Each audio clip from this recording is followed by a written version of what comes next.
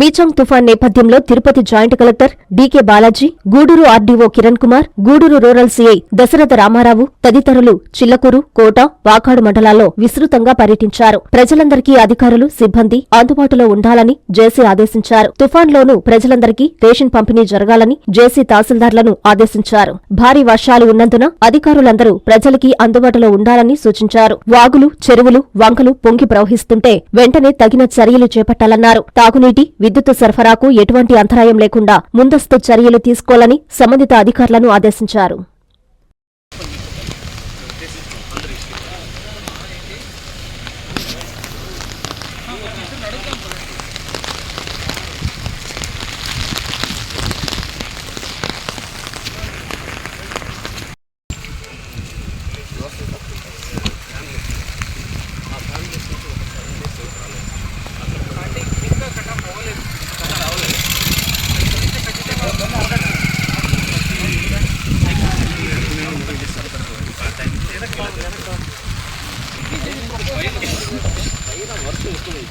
గూడూరు మండలం పాలకి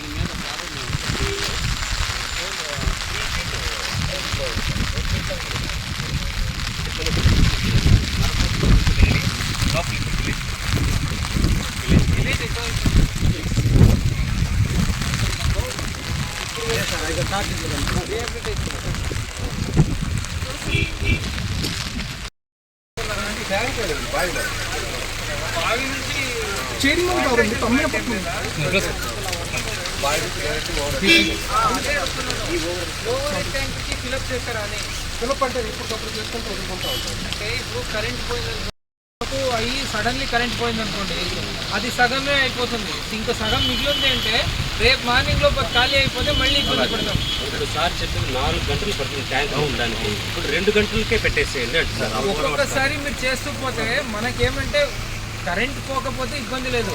మన టైం బాగాలేక కరెంట్ పోతే మళ్ళీ వాళ్ళకి నీళ్ళు ఇవ్వకుండా మళ్ళీ ట్యాంకర్లు తీసుకురావాలి.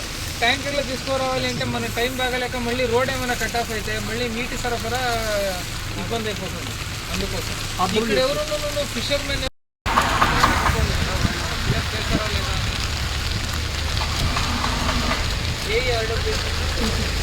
ఎక్కడున్నాం లేదా